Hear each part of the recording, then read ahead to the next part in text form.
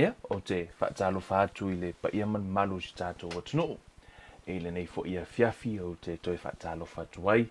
Si tātou atunuu fia lava se meo mafuta mai ai.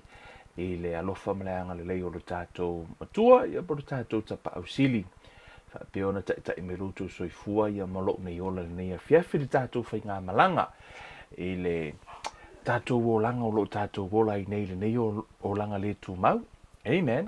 Via le tua ia a tonu le foi ua ia la tātou tūrata tu folo o ngā tonu le nei vai yaso i fi au mga ruenga. Ia tonu foi ia le to ama vai tu foi le tātou whaamana tuina o le manu maloa ia i Yesu Keriso mai le oti ia maritu unga mau ia male tutongi ina o tātou wangasala o mai o tātou tino o vaenga uma ia ua whaapeona whaasa o loto mai ai i tātou e Yesu Keriso. Wa umana ia manu malo na ia whaia lea mo i tātou uma e na oilungo o ia ilungo de sa tauru fo mai ua maea. Amen. Fo mai ua maea o se vaenga o se whetalainga pito isiri leo na tā ua i tutono le tala lei. E sea, ona ua maea ua taunu. Amen. O le upa Tusi Paia fo mai o le wha moe moe ua taunu o le la au lea o le ola. O tātou toi maua le ola e whaavavau ma ua iai le wha moe moenga tātou toi maua le tino lea. I le tino e le palapea. I le ola e whaavavau whaatasi mo le tātou watua. Amen. O le toi restoaina lea po o le toi whaafo isia lea o i tātou i le amatanga i le whainga na whaiai. A tono lai te whaapea, e kere ilo pe whape i leo langa ngā ola i a kamu ma ewa aise maanga ia a ua te pole o leo toi restore tātou e Yesu Keriso e ei le teimi o ti ai tātou i le tino o na e tatau lava no tātou o ti i le tino o na whaatutu mai ei leo i tātou i le tino e le palapea o le mafua anga le nao le toi tu o Yesu toi tu manu malo e sea ina ia mawhai ana le toi tu na Yesu e le aise wing o le tala le lei, e le fo ise wing o le tātou faatuatuanga, e le fo ise wing o le Tusi Paia. Pe ana whaape le toi tu Yesu, pe tai o ia ua toi tu o le mea le nai alai, ona a vea le vaenga lea mo tātou tautinonga, fa mai i o tātou taritonu, ua toi faatuina mai o ia mai na ye uoti. A whai e te le o taritonu ua toi tu mai Yesu na ye uoti, e mai maula lo faatuatuanga. E sea, ona fo i leo i eise wha moe moenga. Ai ona o le wha moe moenga lea. Ua toi tu Yesu na ye uoti, o le mafua anga le ala inu tātou alalanga, mo tātou oli oli, e sea, ua iai lo tātou manu malo, o le a maua le a vanoa, tātou te uru fale tua i le ola e wha avavau. Wha atasi mo lo tātou watua. Amen. Via le to nei a fiafi. Hallelujah. Ai le i amatalia tātou prokalami ne fiafi se ufia lo tanganga i le mafau i le lafo i vai aso ma nei vai aso tātou toi whaamanatuina o se toi whaamanatu mas toi fangu i le tātou savalinga whaaleanganga le maliu mali toi tu o Yesu Keriso. Amen. Ta tonu fo i le loto ia o le nei vai aso ia o ananafi ma le aso se i whaasolo tu fo i se ia o i le aso whareile o lo whaapeona whaangasolo ina ai le whainga pālota si tātou watunu.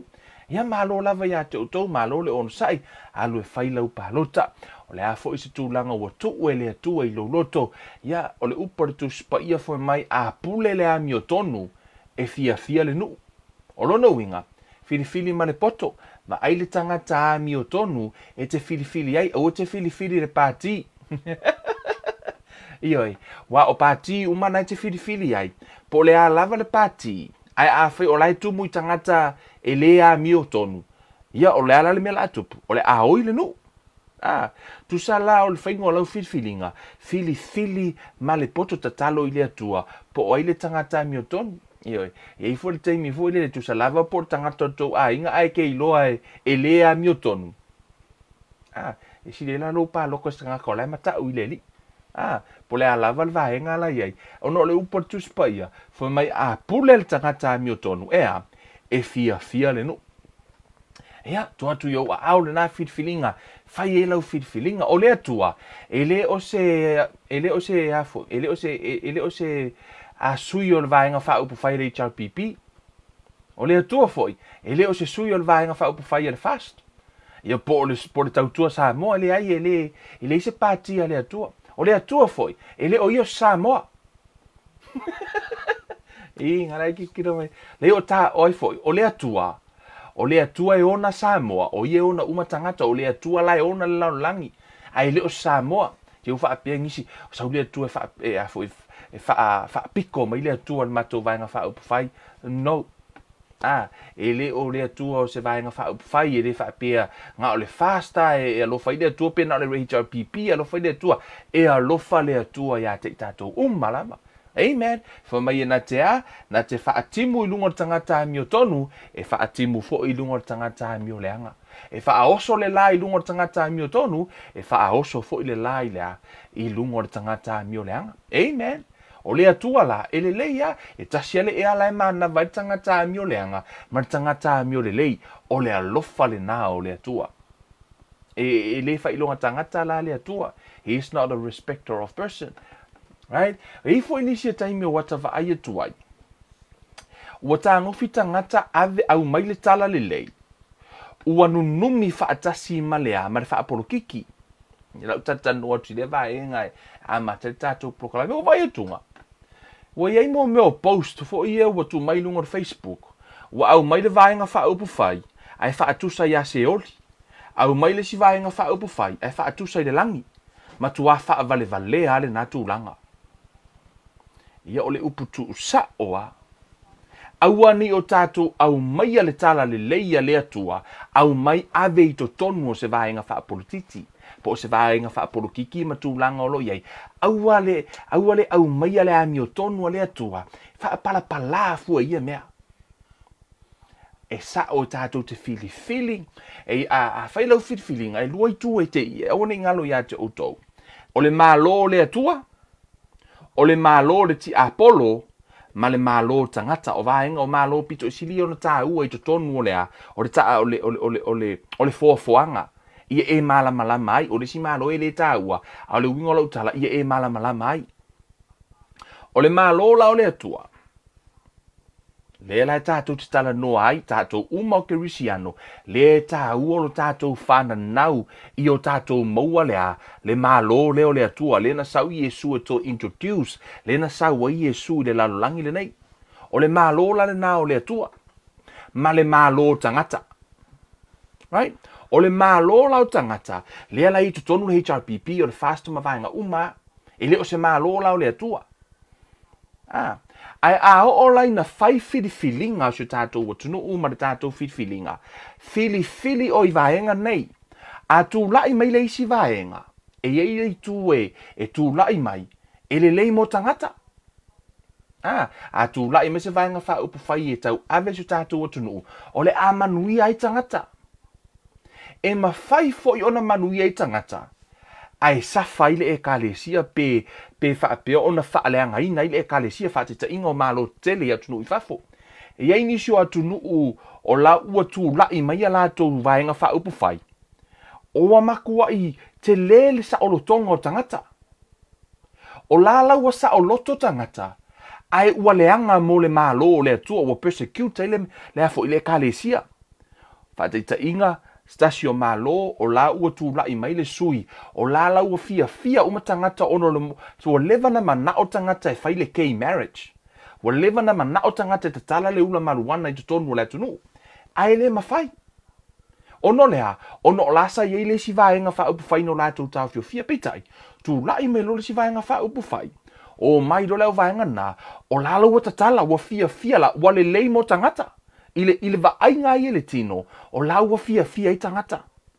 Ai to tonu o le ekalesia o laua persecute i le ekalesia po ua saua ina i le ekalesia ua le ua saisaitia i le ekalesia mai lo lātou saulotonga ua saisaitia i le ekalesia mai a lātou tapua inga ai sea ona foi o le whainga malo lau tūlai mai o vaenga umalai e se le tāua e mawhaina tūlai mai se vaenga ta ia le malo e le lei mo le ekalesia ai le mo le sa o tonga lau tele.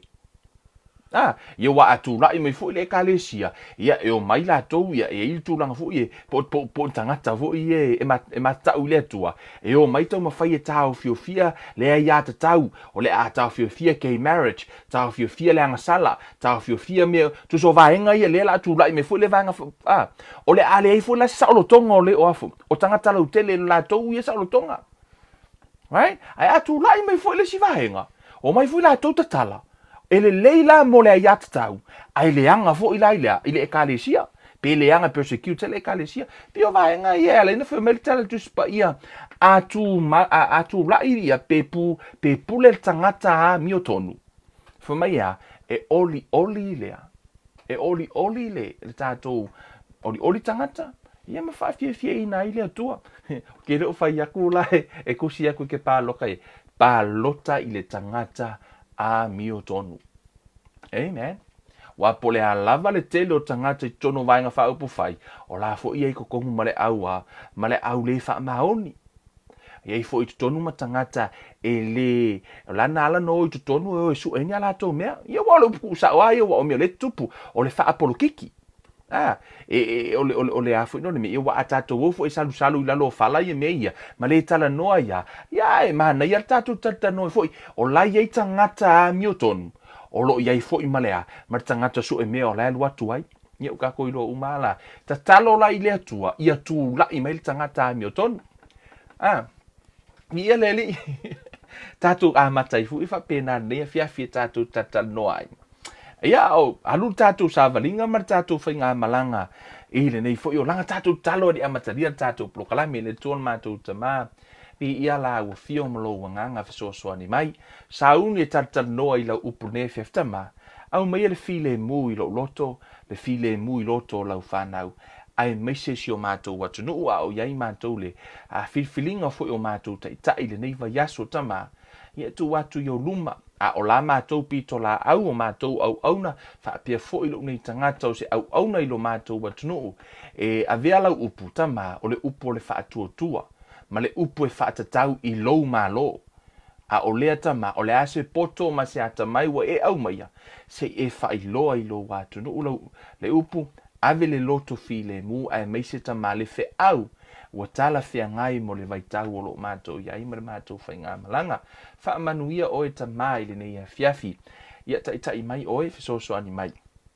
ia mawhai o na saolau upu tama ai meise ia whailolo mana I le nei fiafi o le talo lea male o le ngatuafo o Yesu amene vi ia le atua ia o te loa na ua lava ngā kala I afo I mo meo whainga pahaloka ma ai wo tau I lo mafofau I le ke fia kala ngoa ai o tau I lo mafofau ne fiafia o tatu tatanoa I le fo vaenga right so o te a fiafia ne o te fia tatanoa e toi fo I tua le tatou fia au mai le Faatuatua o le Faatuatua e tele mata upo Tusi Paia e mwhaina e tala noa I le tele o mata upo le alofa power of the tongue o le mata upo I le whaamalo longa o vaenga uma ia a o le tasi le nei o mata upo e auana I misia ona e whaalongolongo ai I aso uma o lo ola whaaleanganga e o lava ina sau Yesu auana I misia lo whaalongolongo I le mata upo e whaatatau I le Faatuatua e tatau lava ona iai se vaiaso po o se aso le vaiaso e te whaalongo ai le upu e whaatatau le Faatuatua ona a le ai se Faatuatua e le mawhai ona fia mai le atua o le mele nai ala I ona tātou toi fo I le Faatuatua ma tātou toi manatu le Faatuatua ina ia aua I mau a luma le tātou o ai alua luai fo le teimi e mānei e le tātou savalinga I le Faatuatua e le teimi alo fo ia ngalo le upu le atua ia pe ua mamao fo I ma le Faatuatua o na fai fo I la ia pe o se anga nuu ua fai fo I la ia pe o se tūma se anga right o le mele na e tāua ilo tātou toi fo I tātou o tātou te whaalongolongo I le upu le Faatuatua amen I le tusi ale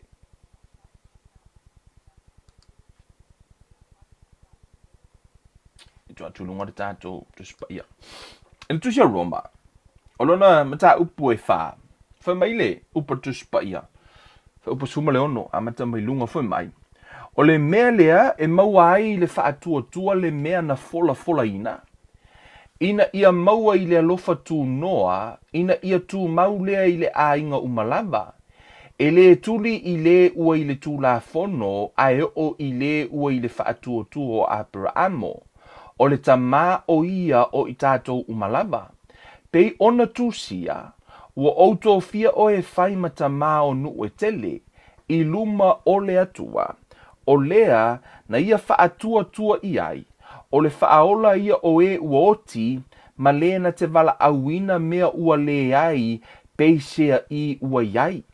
Na ia Faatuatua ma le whaamoemoe, a ua le ai se mea whaamoemoe i ai, ina ia avea o ia matamā o nu e tele, pei ona feta leia mai, e whaapea lava lau whanau, e le i vai lona Faatuatua, e le i manatu foi i lona tino ua oti, po ua se lau ona tausanga ma le manawa foi o Sara ua oti. E le i masalo vale ia, ma le Faatuatua i le mea na fola ina e le atua. A ua malo si tele o ia i le Faatuatua, ua vivi i atu i le atua. Amen. Fa mai le tala le Tusi Paia e le i vai a pero amo i lona Faatuatua ina ua toia ina o ia po ua tūlata i le se lau ona tausanga. E le i manatu la a pero amo i ona tausanga pena vaai a pero amo i ona tausanga.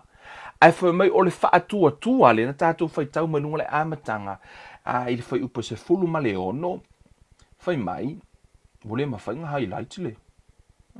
Fai mai, o le mea le maua ai le Faatuatua le mea na fola ina, o le so o se folanga le atua. Folanga le atua e whaatatau i le a whaamama ino anga sala. O le folanga le atua e whaatatau le whaamalolo ino mai. O folanga le atua e whaatatau i louta mao a inga. O folanga le atua e whaatatau i manuia o le tino ma manuia o le anganga.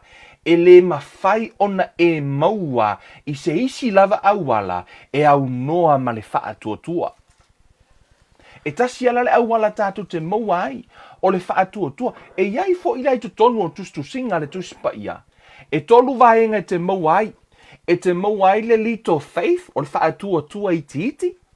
E te maua ai fo i le mea ta o le great faith po o le Faatuatua ua sili. E te maua ai fo i le a no faith. Le ai se Faatuatua. Te tonu o Tusi Paia te maua ai vaenga nei. O le Faatuatua i iti. O le Faatuatua ua sili whaapena fo i le Faatuatua the great faith. E tā ua la, o lea laua au mai apero amo o i o le tamā o le Faatuatua. E tautoa mua atu ai a te i tātou a wā fo'i. E mawhai ono tātou wa o ina mai le Faatuatua. I le tangata o lana pasi lona Faatuatua. Ioi. A whai os tangata ele i pasi sona Faatuatua. Ele eila se mea la tātou ua o mai fusa Faatuatua isea. Ele i pasi lona Faatuatua. Ai va aile tangata o lana work lona Faatuatua, tātou woea o mai ai la le mea ta o le Faatuatua. Lea la i aile tangata ino ia Abrahamo, o Abrahamo na ave i aile folanga le atua foi mai, o te whaia o e matupu anga o nu e tele, e ave i aile folanga, ai wakoia inga skoe ingo ai. Ua te a male taimia, na te malona malosi e mawhaina ia toi whanaua se atali. Ia Abrahamo la ia, e lua la vaenga la iai o le vaenga i le tino, malona Faatuatua ina o le folanga malena na whaile folanga. E tā ua la vaenga nei e lua, i le tātou mata upu, e tā ua lau vaai e pe o le vaenga le nā le la o wha mamafa i le afiafi le nei, e tā ua lau vaai, o lau vaai, e ese le tā ua i lau savalinga whaaleanganga, ai maisi alo wola i le tino le nei. ono o lauva ai, e a afia ai lo faatuatua, e a afia i fo i le tali o talosanga, e a afia i fo i ia so se vaenga lavo e tau mawhai ai, e a afia uma lava i le me focus ai oi, po le me tuu ai lauva ai. Ai ole a o pai ina le nei afiafi ma avatu se whaavai, e tau mawhai ona tuu ina atu ai fo i lele so se awa onga lava o te tau mawhai e whai. E ao lava no o whaia se whaavai mautu. Ina ia mawhai ona whau ai lunga ia ni, ia le tātou wa awa onga ina ia ewa ai le ata le tau vari atu. O le whaatua lao apura amo. Foi mai o le atua. Foi mai na ia whaatua ma le whaamoe moe le whai upesu ma le valu. Sorry kai se le o mawhai no highlightinga le. Ia le tātou Tusi Paia. Al whai upesu ma le valu foi mai. Na ia whaatua ma le whaamoe moe. A ua le aise me whaamoe moe iai. Ina ia avea o ia matama o nue tele. Pei ona feta laia mai e whaapea lava lau whanau. Foi mai le whai upesu ma le iwa. E le i vai fo i lona whaatua. Right?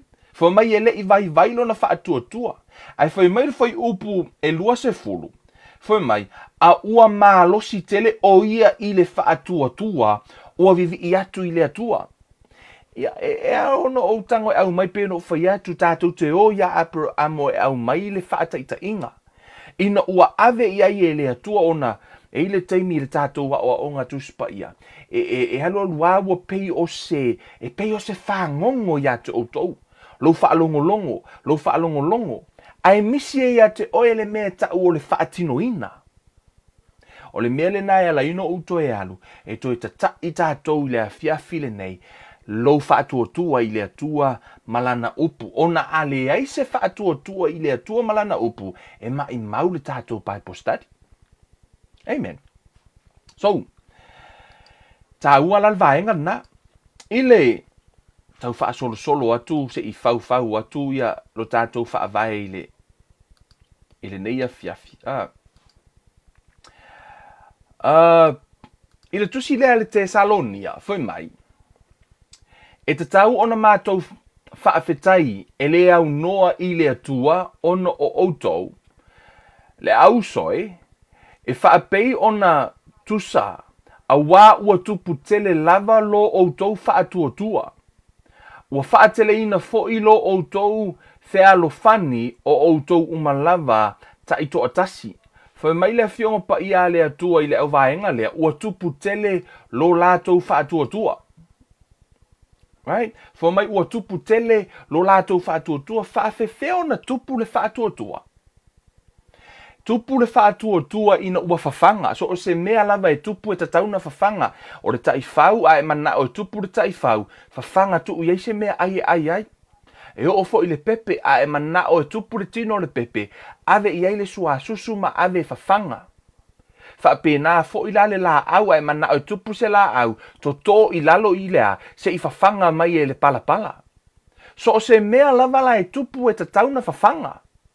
Whapena fo I lale whaatuatua. There's no other way e mawhai ona tupu I le whaatuatua nai loo lea, nai loo le whawhanga. Tatau ona whawhanga. Whawhanga le whaatuatua lea, for mai, faith comes by hearing. For mai e tupu le whaatuatua I le tau longo I le awhionga pa ia le atua.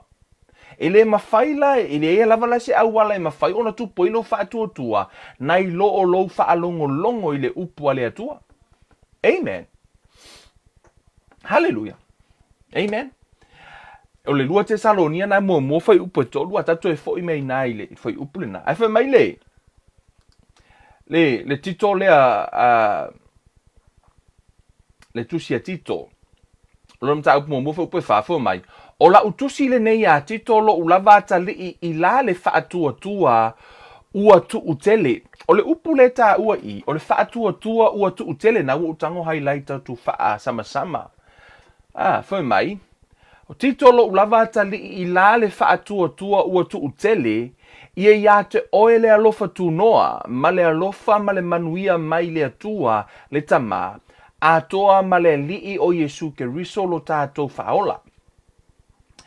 Ile whaaperetania le la uwa tua o le wha Samoa hina le wha Samoa i to ina le upu wha tua ua tu utele, a o le whaaperetania o le common faith, po o le wha tua fo i lea tu utele. Right? Ia na ue malama no uta ua tunga le upu common, ia po o le po le vaenga le na pi e lau tele fo i lele tātou umalava e iai. I to tonu la o le whaatuatuanga, po o le mea ta o le whaatuatua, e le mea ta o le common faith. Lea lai to e tusi ai ai fo, ia paulo ia tito fo mai, to Titus, my true child according to a common faith. O le common faith la le ta ua i tonu i, o le whaatuatuanga le ia te tātou umalava le whanau a le atua.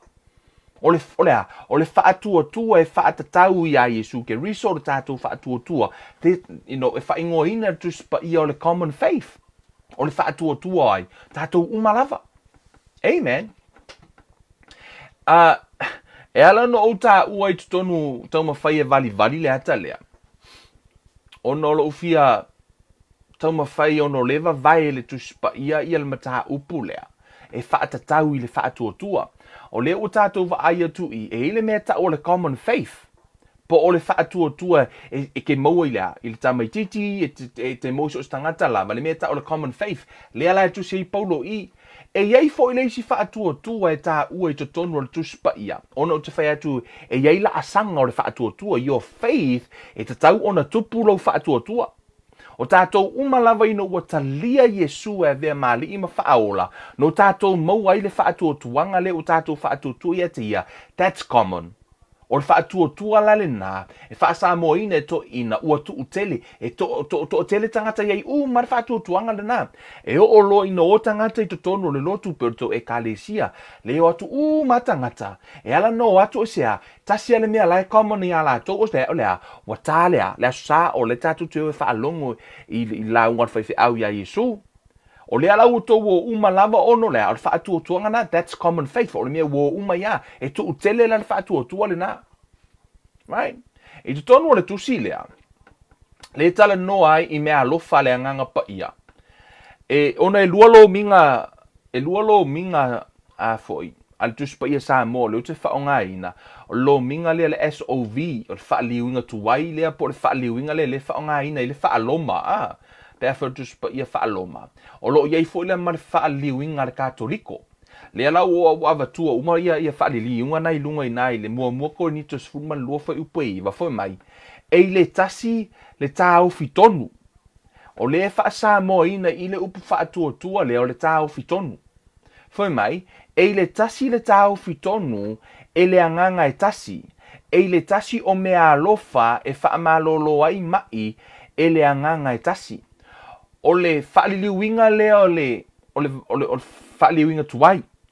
I le whaaliwinga le katoliko le au mai e le winga le o te whiatal noa tuai. Ono lo winga le e whaaliwina i le ia le whaaperetania umalava i le tele o translation whaaperetania le whaaliwina i le whai upuwha mai e le tasi le whaatuatua e le tasi le whaatuatua e le anganga e tasi e le tasi o mea alofa e whaamalolo ai mai e le anganga e tasi o le ala e tā ua i tonu i o le whaatuatua lea o le isi vaenga le o le mea alofa le atua o le whaatuatua, le tātou whaitaua nei le tusi a tito. O laitala noa le Tusi Paia le common faith po le whaatuatuanga lea, le iai malava le to tele. O le whaatuatuanga tu tele.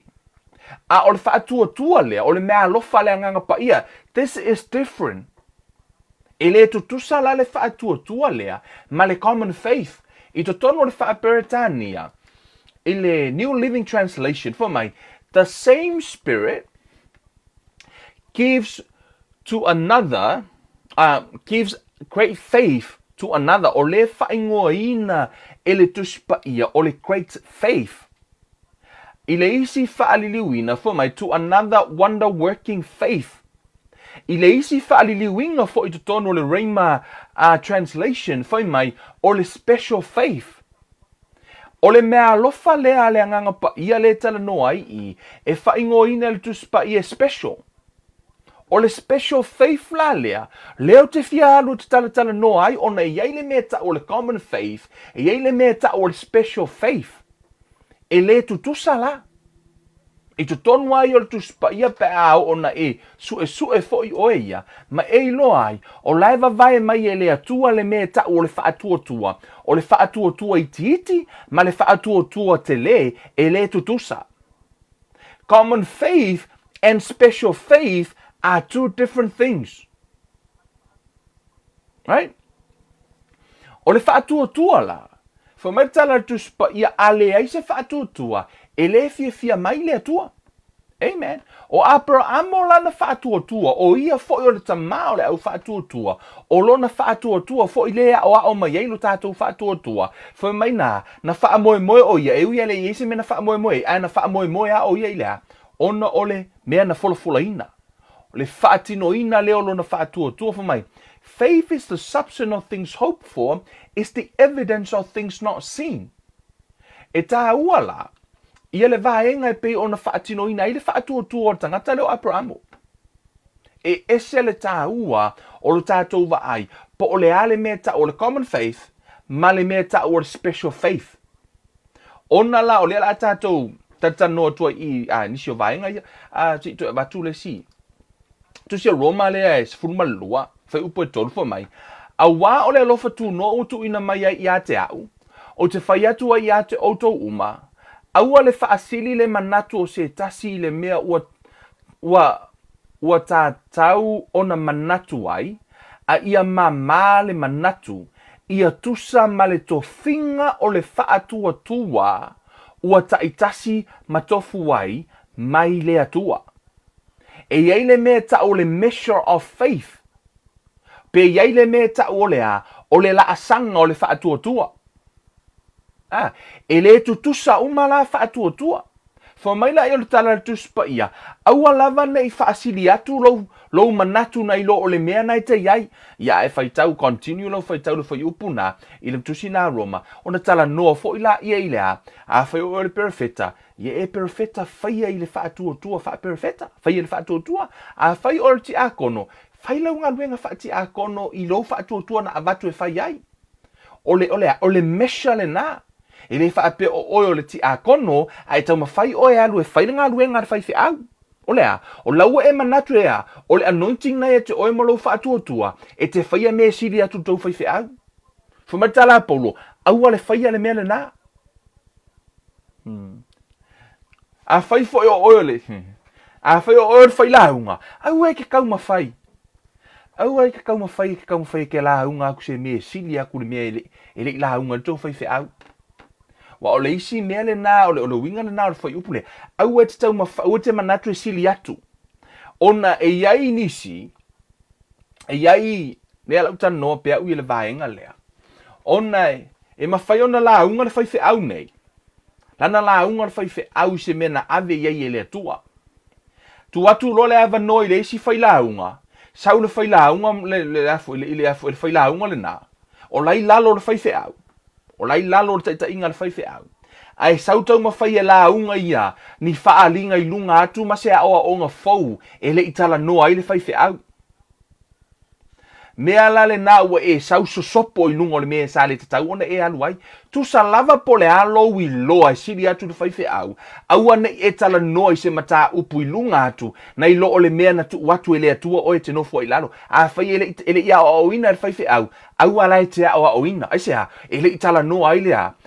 Le taitai, le tangata nana tu ua I le atua na te taitai ia. A whai na te le ia o ina, aua la e te o ina. Ono o lo walu e awa o se me fau, se me ese mai le awa onga, o le nā laua e sopo I lungo le mea le tatauna e aluai. Fomelo le tala tusi paia, ia e whaia lava le tofinga, e tusa malea, whaatua po olea, vaenga na ta mesha, na matuai oe. Se I whaisa uia ministry, pe whaisa uia ngā luenga, ona e pule ale o la waru pe ke amai au, ai alua oi lunga ai sea, o laua, le aise si lunga to oi, wana oe mai Yesu, ma ai umalani whaalinga o ia te oi, ma kua ka lau uma mai fafo. Ai sea, ona foi o laua, O la ua le to iai, o la ua matu e le atua whaatangana ia te oi. O le atua, e iai ale oda o ana mea. O le mafua anga fo i lea. Yeah, you know, we all know on mafua anga lea leina tupur fe vesi fe vai inga i tutono e kale sia. Yeah, ma fe vesi inga. Ono o le tau mawhai. I know, o leo te tala no atu ono na ova ai fo o tupu. Yeah, sa tupu. E se tasi fo i la whamatala inga stasi o ngā luenga. Sa ia se tasi au nā lea tua na. O se uo ia tau. Sa whailana, sa la unga la si. Sia uo leile e kale sia. Na ia tala no ai fo i se mata upu. Mai tono Tusi Paia e whaatatau ile. Ile whaatau le mata upu le whaamahonunga. Mo le vale mea lea. Ele no o mai ono le mea le tupu. O la tala no le whaamahonunga. Ia e aluaku fo i la leisi whai launga. Latu fo i le ia launga. E tau ma whai whaasanga tau i lea. Ile mata upu le na launga i fo i le whai whiau. E pei wa whaonga ina la le. Ia tuar pule la. E pei e whai e tūlanga nei. O le mea nā le tupu fo i le teimi nei a. Pa o le winga la o le tau mwhai e watu i tatu toi fo i matato mata upu. Aua nei e alu i lunga la. Laua umana au mai le measure of faith. There is a common faith. There's also a little faith. E ei le mea ta o le great faith. E fo le mea ta o le no faith. No faith at all. Hallelujah. Tatu atu mua lava laile. Tusi lea mareko ai tatu tira i atu tu le sia tatu tusi. E tonu le tusi a mareko lea e. No whai atu le tā ua o lau wa ai. Tā ua o lau wa ai le Faatuatua.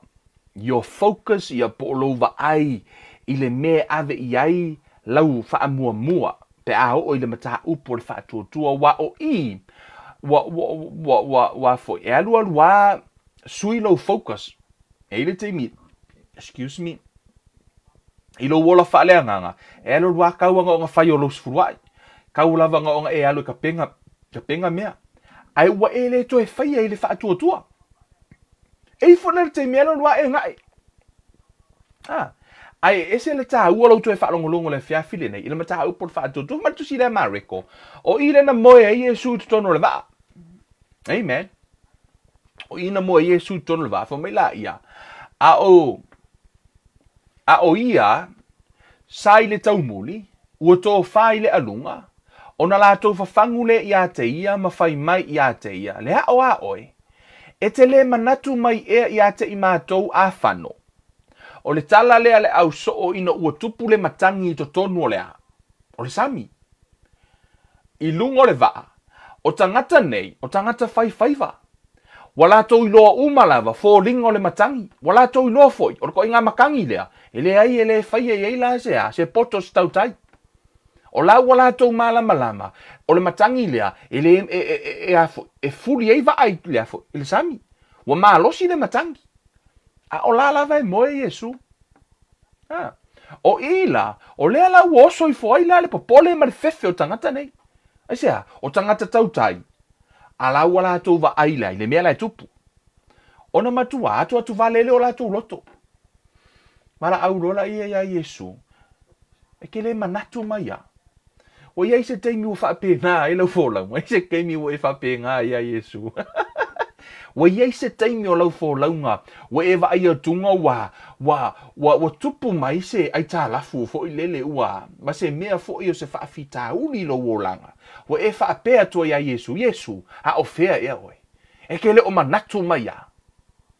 A o le ngei e ke whaalongolongo i kako wa o Tusi Paia. O le fo i kako ko anga i kako ke o le lotu. Right?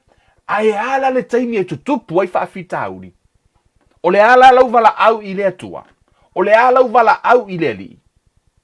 O e vala au per vala au wala au so.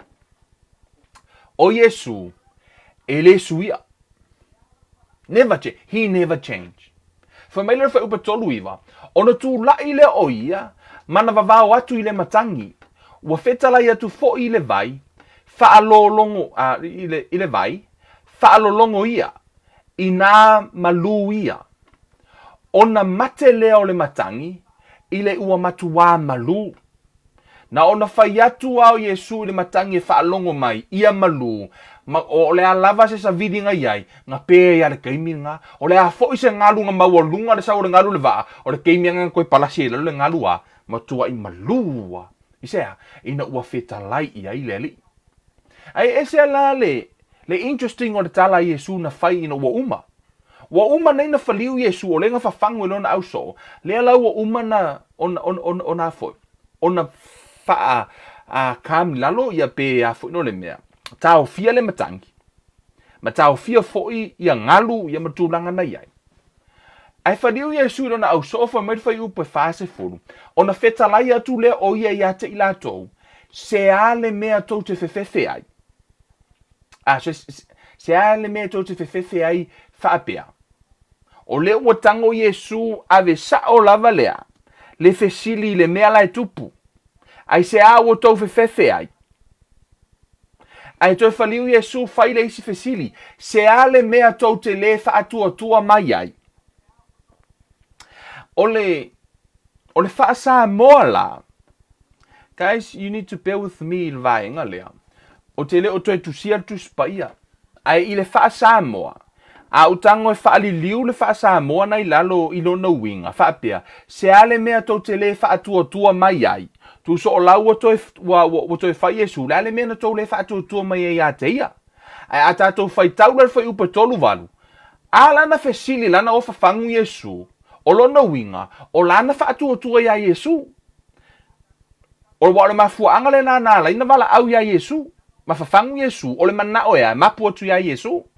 A o le sau Yesu, o le fa sa moa la, a moa so wawanoa, fai tau de fa peretani o le foi upu lea, e le o le winga lea o lai ave le fesili. O lai fesili Yesu, where is your faith? O fea lo tau faatuatua. Ai se awo tau le faatuatua ai. O le whainga le nao le fesiri le whaaperetania. A o lewa au mai whaasamoa. Ai se awo tau le whaatuatua mai ai. O nei tamai upu lava ia. Ai eilo na suinga te le lava pe atatutu o le context o tusi. I le whaawa uma la ia tusi uma whaaperetania. Ngo go through uma Yesu. E po le ale winga. Po le winga tala Yesu. Ai se ale mea tau le whaatuatua mai ai. O le winga tala Yesu. O fea lo tau faatuatua. I tua la le tusi a Luka e valu fai upe lua lima. I le moni mau a Luka. Na e fai merita la a Luka. Fai mai. Ua feta la iatu ia te ila tau. O le tala la vetasi a o leo o rekore ai. O le moni mau le a Luka. E se le moni mau a Mareko. E se le moni mau a Luka. O le moni mau la le a Luka fo mai. Ua feta la iatu ia te ila tau. O I fea ea lo o tau faatuatua. Where is your faith? O le whaaliliwinga fo ila le nā. O le tusia Mareko I le whaaperetania. A o lewa whaasamoa ina e tātou tua ina. Le ale mea no tau le whaatua mai ai. Rei o la savala au ia Yesu. Ai o le mele o tūrunga Yesu sa ili. O fea o iei no tau whaatua. Ai se awa whai e Yesu le fesili. Where is your faith? A e mawhau iai. E pei e le make sense le. Le whainga e Yesu o le tala le ilunga o le sami. Ona ela no fatu la utala.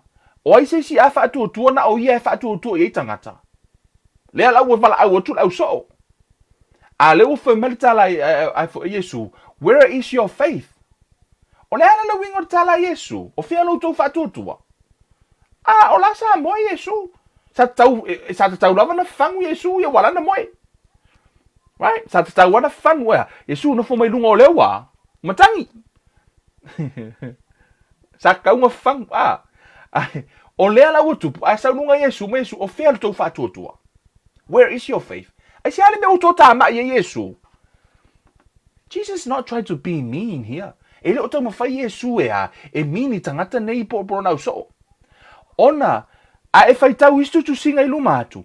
O lewa leva na mafuta Yesu mo na auso. O whaalongo lana auso. Ma va ai ate ia. Ma whaalongo ilana o onga e whaatitau le whaatuatua. O lai fo e whaalongo. Ile mea lem tau wha Yesu e va ese le fefe. Va ese le fefe.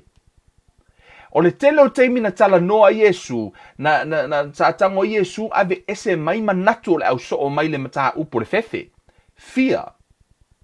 A o le ua o mai I, o le mea fo le nana la ina tūrunga Yesu, to e su e fo I Yesu po o fea le mea la iai lea, o fea loutou whaatuatua. Where is your faith? O laua ave I le matangi lo whaatuatua, po o lai te whaatuatua ia te ia. Po o ia whaatuatua ia te ia. Na tūrunga Yesu ta hauwhi le matangi, e iai lo tantonunga, na o au. Ana tanga fo I Peteru lona whaatuatua le swafo Yesu, e ka hauwhi le makangi, e whaalongo le matangi. Wa ole mele na la ina faliu I foi. E Yesu, ma fai le au so, o fea lo tau whaatuatua. Asea, wa le whaonga ina le whaatuatua, a ole nei e whaalongo ia Yesu, ia so uma. Ka iongo I kula o fongo Yesu I anga crusade fo I nei. Umi la unga Yesu, o whaalongo longo le au so, ma ai I venga, a ole ngei wa tupu mea, ole mafua angala na ina faliu Yesu. Where is your faith? Fea lo whaatuatua. Thelo o tau whaatuatua. Asea, o lana ilo Yesu, e ma fai fo ilo lato au so o na tau, fina matangi o le mele na la ina tō tāmai. Manu e le ala mai fo ila Yesu, mangu e ala mai Yesu, pe ele iangi se makangi, o lanka au fie pehekeru, mangu ole aka ko whaai kau aku sea. I se kuskusi ngā yoange whapeo ma aia, whapeo yoange nen kau fia le. Ia fo, ile matangi. A o le uo, ala mai Yesu ilunga, fesiri mua Yesu, where is your faith? E ese la le tāu o vaenga I ono uvatua I, o le whaatuatua la, so se taimi lava whameli tala Tusi Paia a sau le atali o le tangata. Lai tano ia Yesu, e na te maua mai ea le whaatuatua, I le lalolangi.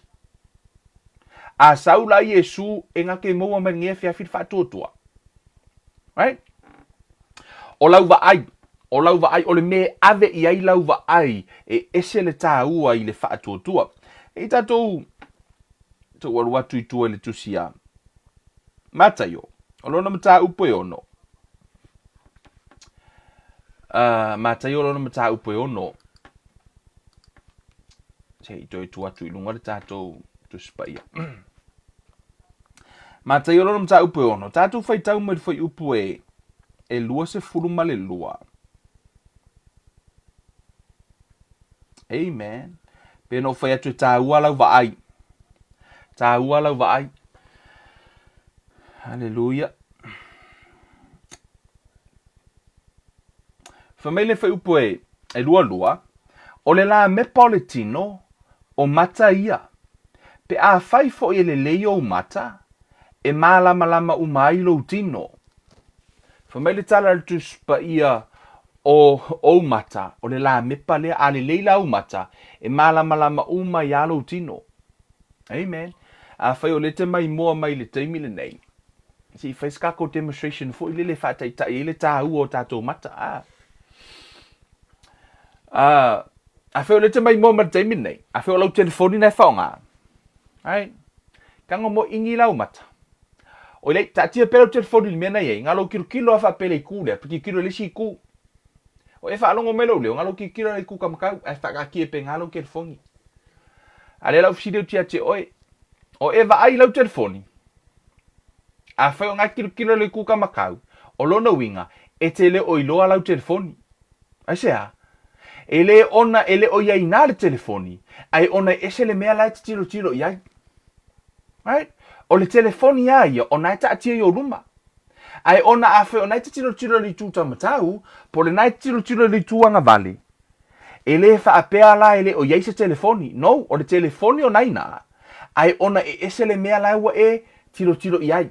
Na ua ese le mea la ua ave iai ia o fafonga. Whaape nā fo I la le taimi le nei.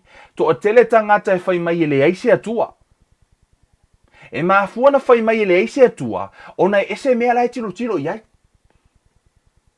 Mea le nā wala ina whai mai ele ise atua, ono o laua kau whai kilo I mo meo televise, kilo I mo meo maukusi o le ngai lalolangi ma tusi na tusia tangata. Ai le o tiro le fiongo pa ia le atua, o lala ia le atua, ai ese le mea la tiro I tangata. E tāua la mata, tāua I o le me te vaai pe tāua o le focus.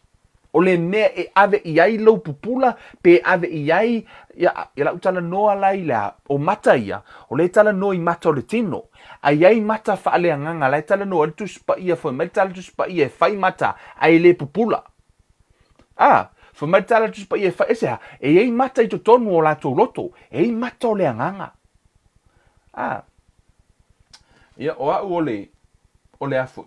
O au ole afu. Ole pue ata Si e wakuru whakai ka inga. E le le ale. I whakai ka inga Ole camera Olo mata le fafu. Mata o tino. Pe ole lens. Ole me wha pi ilea.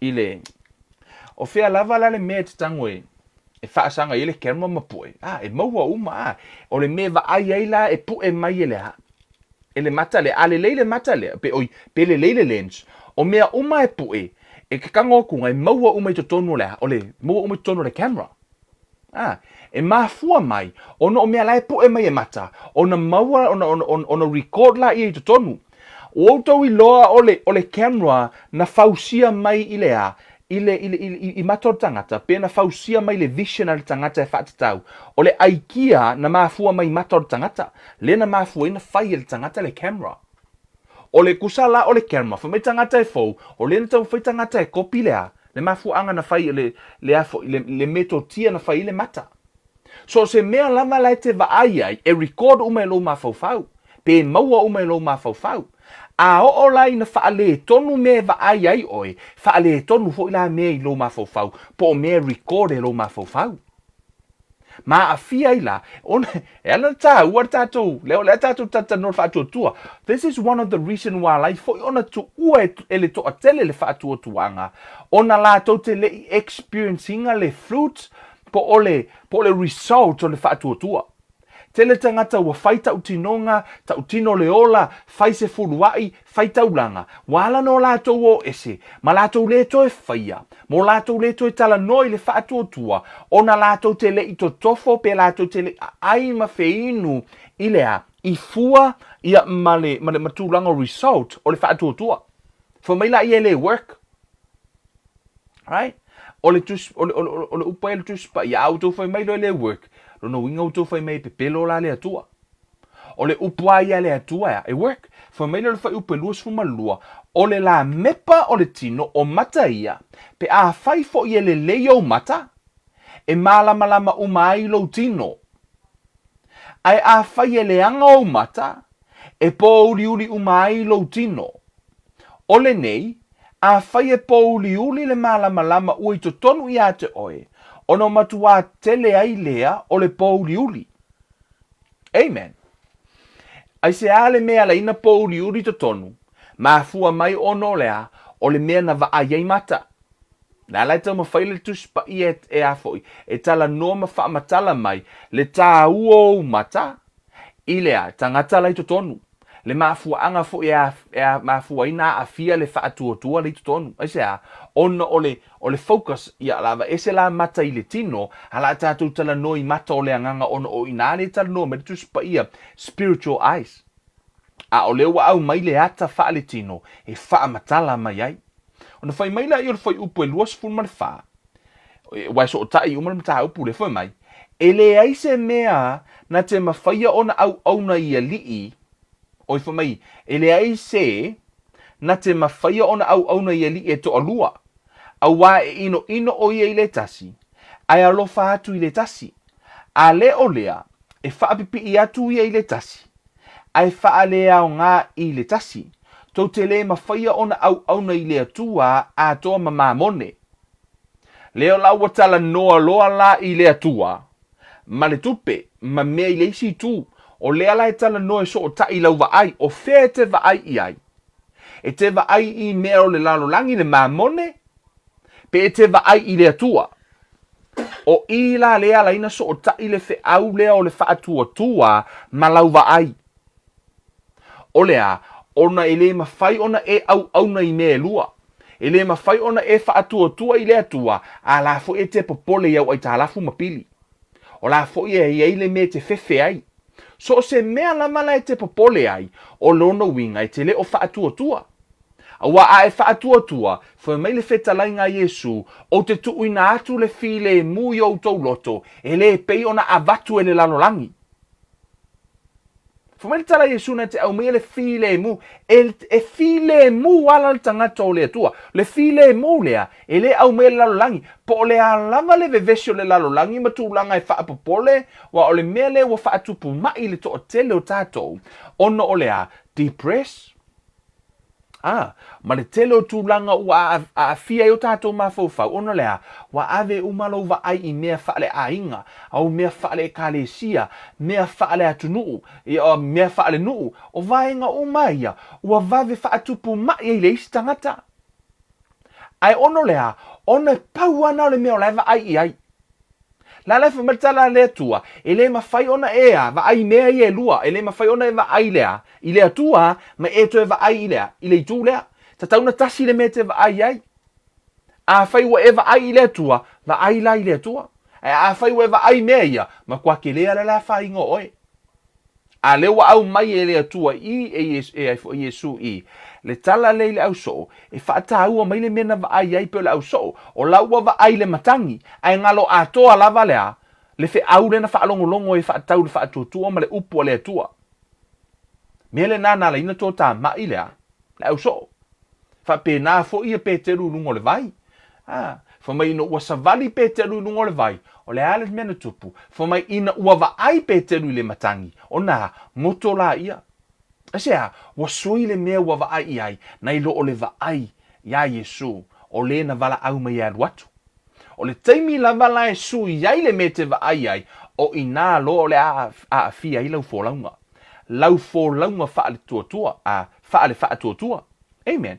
Tātou whaupu e lua lima, whamai, o le mea leo te whai atua ia te outou, Iesu mai, au ana I outou popole I o outou wola, I mea tau te ai ai, ma mea tau te inu ai, po o tau tino, I mea tau te off-white.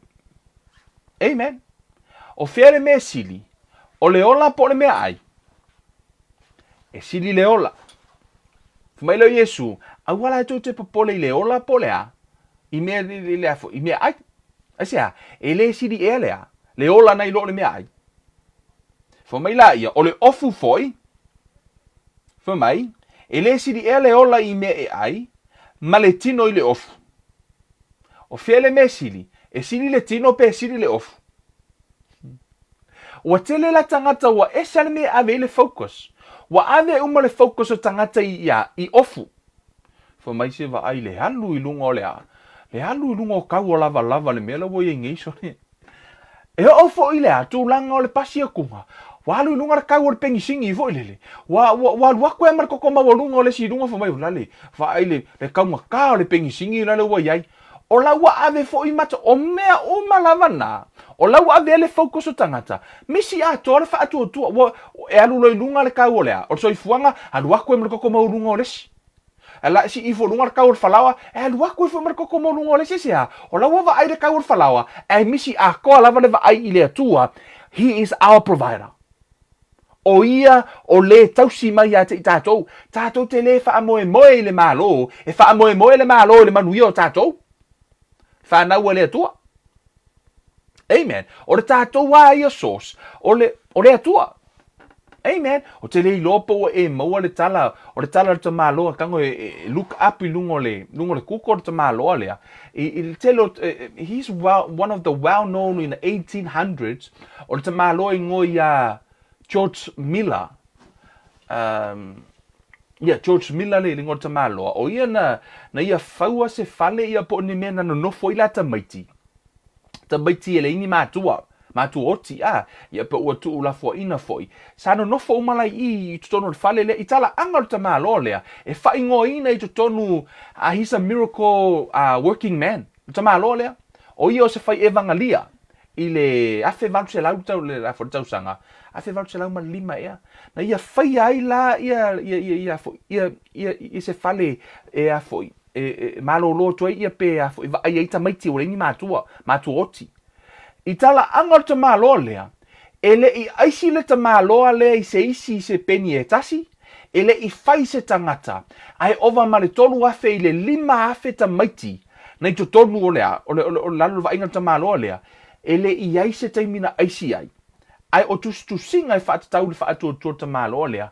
e tatalo te malo le fa mai ile aso na malama le tai au tala le tusi e tono tusi te malo le malama le tai au ai te ua to meti wango fofo ile le lungo le lau ai vaku ipu le ngi me ai ala wa vaku ipu a ole ngai wa ko lu afe te meti fa metala tus ala fa met ya fo tus singa o te malo le talu ona ia fa vaina mele mission ne ma ia faua le fale le ma tu ia tamaiti ele ia se aso na misi se mea ai pena ia se aso na fia ai fa mai ele ia fo ele te mi so se te mi lava te talo ai ke ia le kasena toa milionga tala kasena tu tangata le ma se ilo po ia tangata la fo tutupe ai le fai se tangata ona na o te mi lava te talo ai ngalu lue au na le ia angelu le tua ole na work kar tangata le Faatuatua George Miller te mau e lungo le kuko tu singa fata tangata le ole mea lan tupu fo mai ole wako making of tolu wafeta meti do no fo lunga na mo me plate le ni me ai fo mai ola na luato te malo to kongo la wo mai ko wafe ka meki le ni me ai le uno no fo na lato te malo tonu si ino na lima tatalo ile tua fa ile tua fa fetai mo laufo ai ma le va venga ole e fatino ina e fai uma me te malo Faatuatua fa mai le tala na ona uma te talo te malo ai ku i marka ngaka fai ko ai kalanga ko fai ko o le peikala o tu mai fafu fa mai o le po ai tu si tono tu te malo fa mai o le po le sa ai malama ta ole fa mai o lai mo le te malo le ai mo mi mo ko ile ai aso file mu fai ile tua e alu makua i fai ni falawa fa akele ni falawa e ave oile la no fuanga le o le la mala mai fortao le ima se si oilo o le nga luele nga ngole tua me uma fai le Faatuatua le uma skai mi lo va tu falawa to tonu lo va falawa ia fai lo la ia e alu ese markili va falawa la kamanga ai ku akula le kili va susu la ku kili va susu fa mai o lana la ku nga vale pe como e lumo orphanage le o le ala wo atu ia foi fa mai o le tom fai offload mai susu e mai fa nga ma le orphanage le ina ia ma fai ona fa nga se ko e lu ka vale mau lo la yo la ko breakfast le falawa e kele malato susu e au no ma stupena luai o le fo ia le atua o va nga uma yo va venga tu sia uma ilalo ile nga lu e foi I'm telling you ai alu foi fai tau tu singa e fa tau le langa o le fai e vangalia le telefone wo alu tupu o foi na o tamiti e na o onga ya onga wo alu complain the community wo fai kia la community fa mai ona wa wo tamiti ia matuoti wo o onga ya onga lelei wo le mo ni ava no la tu fanga wo fo inga luenga wo tuputupu fo tangata ia wo ina matutua ma fai inga luenga sili na lelei o tangata mai matuoti wo complain mai la community ai o tangata na amataina o tangata fa ingoina ile Faatuatua no la ile Faatuatua ele fa mai na le lima tala na ia amatai $5 na ia amata i organization ne ele I fai se tangata ele I fa moe se tangata tasi al tangata na fa moe ai na ole atua ilana misiona atoa lava I lona o langa silia male se fulu monu se lau monu tupu afe tangata sa fa peona fsosoani I pena tausia le tamalo lea I to tonu ole orphanage le sa ia amataina Maua ngā luenga le lei, o le tala anga le nā tala ino le tala le lei a Yesu, I lea fo I vai panoa. O le mea lai ala ino au mai e vatua I, whai ma whaata I ta inga e te tātou, o le tangata e wha moe I lea tua. E le I va ai se tangata e maua tua I se mea. Na va ai ana ia, I lea tua, he is his provider. A o whai le misiona na ave I lea tua, na provider ia la lea tua ye. Amen. Hallelujah. So, tato e foi mai tono tato tusi lea. Fa mai le foi upe e luono. Ia o tau va ai I manu. Tato e fai tau mai e. Fa upe lua lima. Fa mai ole mea leo te fai atu ia te outou. Awane outou popole I o outou wola. I mea tau te ai. Ma mea tau te inu ai. Po outou tino. I mea tau te ofuai. E le sili e ale ola I le me e ai. Ma le tino I le ofu. Fa mele tala tu spaia. Ia outou va ai I manu felelei. La tau te le lulu saito. Pe sele. Pe fa aputu I fale saito. ai whangaina i lātou e lo o tau tamā o i le langi, e le sili ea o tau le lei i lo lātou. O le manuia le tau mawhaile i Yesu e tau atu ilona au so o ma tau mai ate i tātou, o le aua le popole. Whamai aua le popole le me e ai. Whamai aua te vai, e tango Yesu sui le vai. Whamai, vai i manu. Tu sala a tātou vai i manu, whamai le tala Yesu, e le ai mase mangu o ngalue. O le kele o kaimi e kake vai kunga, kele o mangu fere lei mangi mangu o usu le kai au, le kai fiku le kai au e anu i alako ngaluenga, koe maa ngava mai le fiafi. Ele o whapena la manu fere lei. Ngale o nga malamar kai au lele mangu ia, alu su erfunga la au o laua, wo uma na saunia ele atua, o laua ia ilea, na laku ia ai mai funga o la au, o laua fua mela au, wo uma na saunia ele atua le mea ai mo le manu. Whamaila le tala a Yesu, e whapena la oe. Whamai, au e te popole le mea ai atai au, wa le vanga i loa ele a kua ke fia ai kai au.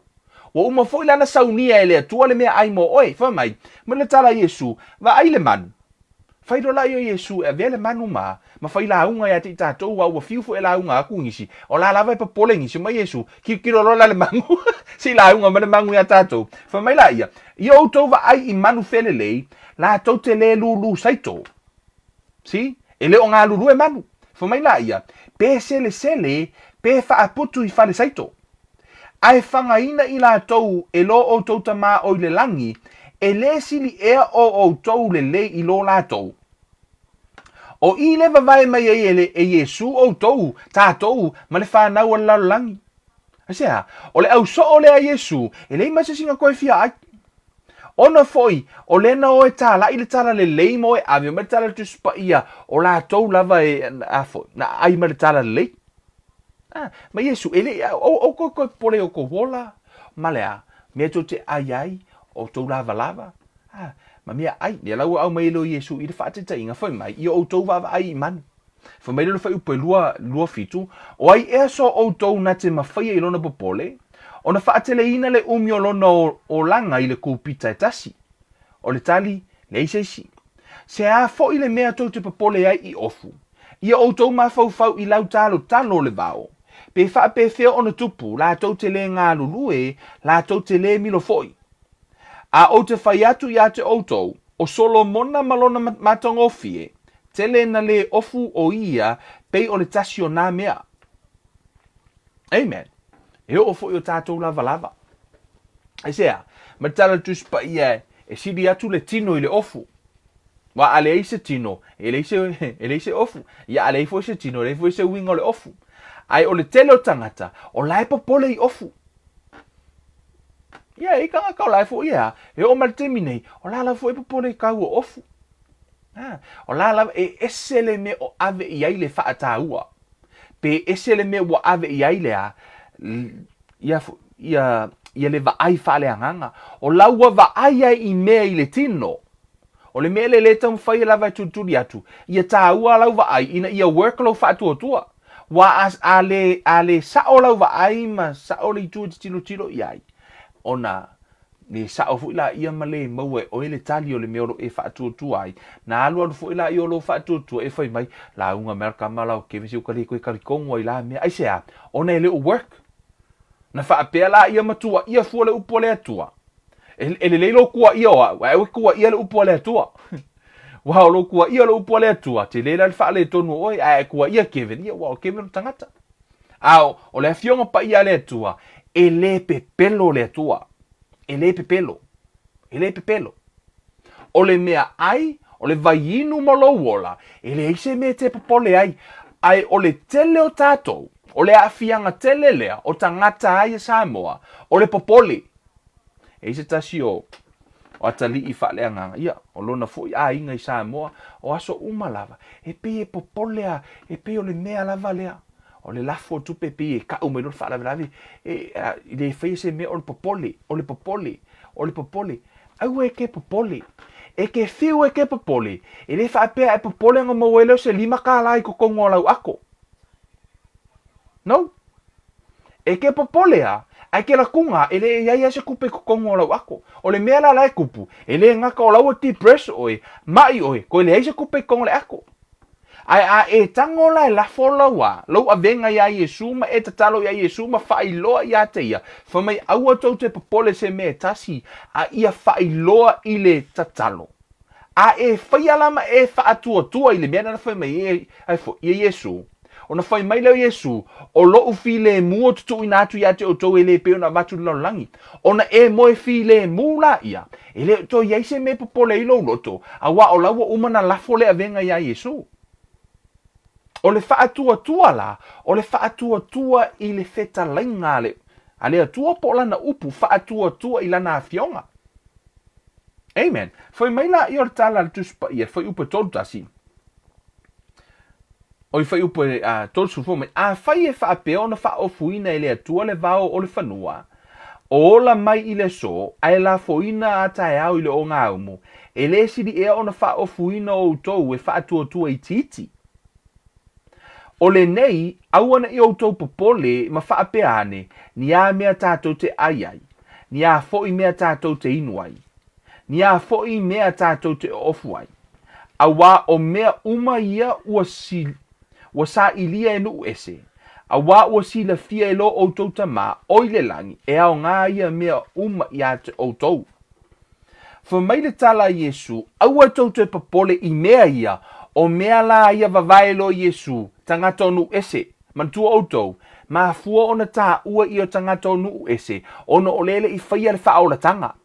O lea lai tala noa la Yesu i to tonu o lona lio.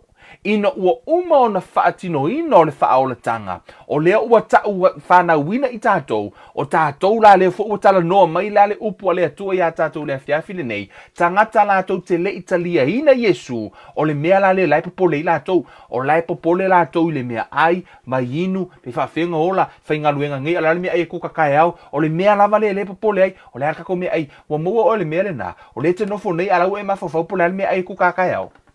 O lau o lo mawhawhau le si lua aso. O la lava te popole. A o le whetalai ngā Yesu, aua te popole le aso atai au. Asea, sau atai au i mona leanga, e ofo i kai au. O la fo i ele me ke pole o kai au. Ai va ai nei, fai nei i alei. I lese mea la e mawhawhau fo tai au. Ma e akwaku vale i fo kai au, lele i o me kai au. Ah, fa mai Yesu, aua te pole ai. O le, oi o tuata tonu o Yesu le whetalai. This is Jesus. E le i tūsia e Kevin, pena tūsia e sisi le mele ne, o whetalinga ia Yesu. O ai lai tani tonu ia Yesu. Ka ilo ia, oi au kari kongwai, a whaina whai mai ia Yesu. Kevin, au e ke papole, i le me te ai, ma le me te a, te inuai, au te pole fo ilo wola. O lea, o laua ilo e le atua e te mana o mia. Ai la le mea lai wha me te whaia. O ila, fo mai lan whetalinga Yesu i le whi upa tolu, fo mai, a ia o tau mua i sa ili le malo le atua malana miotonu, o na whaopopoina atu lea o ia me i ate o tau. Awala le popole, ai sa ili, le malo le atua. O leo whai mai Yesu, o lau wa ai, o no le tele o taimi, o lau wa tātou wa ai ai le mea ai, male mai inu, ma tātou wa ai i meo le lalolangi. Fa mai Yesu, au e te popole i le itule na, ono o inae mau ai le popole. Ai ia, sa ili le malo le atua, sui lo le me tilo i ai, tilo le malo le atua, ma fai ala lea, sa ili le malo le atua, leo wa sui le itu e te wa ai ma e sa ili i ai. E le ma fai ona e au na i mea lua, e le ma fai ona e popole le mea ai ma le vai inua tai au, ala fo e te sa ili le malo le atua, it's either one. Awa e sa ili le malo le atua, awa lai toi pole i. O lo sa ili na le malo le atua, a lai te popole le mea ai ma le vai inu, mea le nae ta o le leu sta i le ia Yesu. Yeah. Ona na fai mai Yesu, e awa te popole. A fai la o lai te sa ili le malo le atua, ma a vea oi matali o le atua, ma e sa ili i le atua o ia o le atua. Ae o la fo e te popole, o lona winga, e te le o fa atua ala ia Yesu. O le mea la le nā lea la ina fai mai Yesu, sa ili mua lona malo. Sui le me ave i ai lau wa ai, au e te wa ai le ofu, Aua te ai I mea o le tino, mea ai ma i le whaataita inga lea, a ia ea, sa ili le malo o le atua, malana mi o tonu. O lo no winga, o le vaenga oi, sa ili le atua I le whaatuatua, ei mea, le mea tonu I le atua, o le ale mea tonu I le atua. Faatuatua. Me le tau Upa Tusi Paia o lo faatuatua. Ua, ta ua mi o tonu ina ai oi. O le ami o tonu na le malo o le atua. Lo faatuatua. Ai aua te popoli. O lo popole la, e mafua ai la o na, whano oi ai mafua o na popole, o na ngā o pidi ama ai kālafu, o lau whāngau, o lau ngā luenga, pauanga o mea nai te tilo iai. E te le o tilo la I le atua, malona malo, la lava te tilo o I mea o le tilo, ma tupu ai lava lo popole. Nai se la le mea nai te tilo iai. Pea no whai atu, o lai iai nā le atua. Pea no whai atu o te whaataita inga, a whai e te tilo le I tūtau matau, anai ta atia lau telefoni au numa. E le whaapea le o iai nā le telefoni, o nai nā le telefoni, ai nāla ona e le iloa, ono lai ese le mea lai te tilo iai. Ai a whai e toi tilo lau telefoni, o nāla ua e iloa o nai nā le telefoni, whaapea nā fo I la lea, le tali o tātou te talo. O le tali o tātou te talo, wa le o maua le tali o tātou te talo, ma le maua le tali o le whaatuatua, ona e ese le mea lai te tilo iai. A o le ta atia folanga le atua, ma polo misia le atua, ma lea, ma le tātou whaatuatua I lona malo, o le ua iai o le rafo le ambasa o le malo le atua, o le alai te anga va I whaamanuianga le atua, a o le e te le o maua. O lo le experiencinga la po o lo le maua se tali o lo whaatuatua. Ia, ke ia la, ia o e le koe fia whaolongi pai postere me upole work la mea. Amen. Mai lo tala Tusi Paia, a ia o tō mo I sa ili le malo le atua malana ami o tonu, ona whaopopoina atu lea o ia mea uma ia te o tau. Mea uma intana no mai lunga. Fumaila ia, ole nei, au atau te papole le aso atae au. Au ai papole le aso atae au, I ana lava mea, e tatau I le aso lona lava leanga. Right? E ese la le tā ua o le mea te vaai ai. Au ai te vaai I mea o le tino. Ai ia e vaai I lea, ma lo le atua, malana mi o tonu. O lo whaatuatua, wa ta ua mi o tonu inai, oi, a le ai se whaatuatua, e le fia mai le atua. E ese la le tā ua, o le mata upule nei o le whaatuatua, o oi, le la tātou atu e vali, pe no whai atu little faith, ma le great faith, ma le no faith. A o le mea tāua, o le upua le atua, o le tātou whaatuatua I lana wheta lainga. A whai o leito tonu o le Tusi Paia, la u whautuanga I ate oi, tali tonu ai. Aisea, ono leito tonu o le Tusi Paia. E iai mea le mawhai, ona e whamatala ina I lea, I le tamaititi tolu tausanga. E mafua, po le a lava le ona e whamatala ina iai, e le malama. Aisea, ona fui o lai tolu tausanga. Se ilonga lava la ua tuputupu whaaleanganga, whato ama whai fo ila I ona e whamatala ina iai, nisi vaenga ua taua, nisi vaenga loloto I po, nisi fo I mataa upu. E whaapena fo ilo tātou wola whaaleanganga, tele manuia o lea tua, ma tele fo ile sosia o lea tua, e le mawhai ona tala noa mai ai lea tua ia te I tātou, se ilonga fo ua tātou tuputupu ile whaatuatua.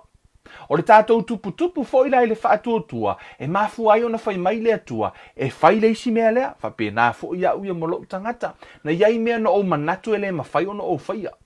Ina ua o a whaalongolongo le upua lea tua, ia le ua o mari nei taimi, wa a mata ona whaalau tele la uia fo I vision ma la ua ai whaaleanganga. Ai sea, o le fo wa a mata na tuputupu, ia o la ua o iloa, o ki e mawhaila na whaile mea le, ai sea, le ua au mai e lea tua fo I se whaalinga o le nā mea whapena fo I oi, a o e tuputupu I lo whaatua, you never, e ke le I mawhau e te mawhai e ngā whatia, a ua e whaalongolongo le upua lea tua, e whaapea I fonga, o le ala ye le mea le mawhai ono o ausia. Amen. Tātou tuputupu le whaatuatua. Aua nei maua I tātou lea, I le whaatuatua I titi. Ngataina, a ia tātou tuputupu. O le tātou amatanga le nā, o le tātou poloka lame leo o tātou, a oa onga leo whaangasoro nei, o le tātou tuputupu I le whaatuatua. Amen. Ona e ao ino tātou tupu mai le isi la asanga, i le isi la asanga, a wana ingata ila mata upo de salamo, ai a tātou mai le aso le nganga pa ia, si o tātou atu e nofo tupu whaatasi mai ia. Amen. Whaamanuia le tua ia te oe Samoa, whaamanuia i le tātou ainga, ia malau whaafonga fo ili nei a fiafi, i le amataina o le tātou series fau leo o tātou whaangasolo ina nei o le Faatuatua, le tua le mātou tamā o mātou amata, sa mātou tu watu i la ua fio e whetalai mai oe, a oa o mai a oa i mai whaatonu mai la ua fio, i la ua fio ngatama, o te whaafetaia oe ono o lau upu, e tupu le Faatuatua i le tau longo, whaafetai ta mā i lau whanau i la tau mamoa le awanoa e mafuta mai lene e fiafi, nisi foi o le a mafuta muli mai, ta mā, whaafo i le vi inga i la ua fio, whaamanuia ta mā i le mātou watunuu ma lātou whainga whitwhilinga o mātou taitai, ta mātou watu i la ua fio, ia whaapeo na luelo wanganga, ia whaatu ina maini toa, ma ni e a mio tonu, ina ia mawhaio na lātou whausia lo mātou watunuu, ina ia au nai i la ua fio, a maini taitaita mai mātatau i la ua fio, tu watu i la ua fio, ia whaatau nu uina lo finangalo, ai aua lava o mātou loto tamā, ia whaapiona ngalue lo wanganga tamā, fili tonu sio mātou watunu, ai maise le file mu o la ua fio, ia i lunga o Samoa tamā, whaafo i le vi inga i la ua fio ono nei a fiafi, talo nā malole ngar suafa o Yesu Keriso, o ole mawala au atuai nei. Amene, amene. Hallelujah. Ia le tua o tātou pulokalame nā nei a fiafi. Ia o te iloa o lea la whaatino ina tātou wa onga. Ia o le a matasa o tu lava. Ia na whai uina fo ila ia ono o le tūlanga o lo. Ia le tātou toi mai mo ina fo i tātou pulokalame. Tau mawhai lava ini i mawhai ona mo se ava noe se fei teida. Mo i lātou fu i o mai mata. Le lei lava lo sau muli ngā le kia kua a matalo i le upua le atua. Ro tam whai fo i e atu whaatasia tātou series. I se au wala e whai ngofia o le manatu atu fo i. Ia mo i lātou i Samoa. I le umi o le kau mawhai e o tau tuli le kere o kako i kula. Ala he kako pese a nea fiafi whaafitai le mafuta mai se tātou atu no. Whaamanuia le tua ia te auto tātou whailoha i le astofi e le toi so ino tātou prokalame mo te minei o Kevin Uruiva le nei a lofa tele mo auto whaasoifua ia.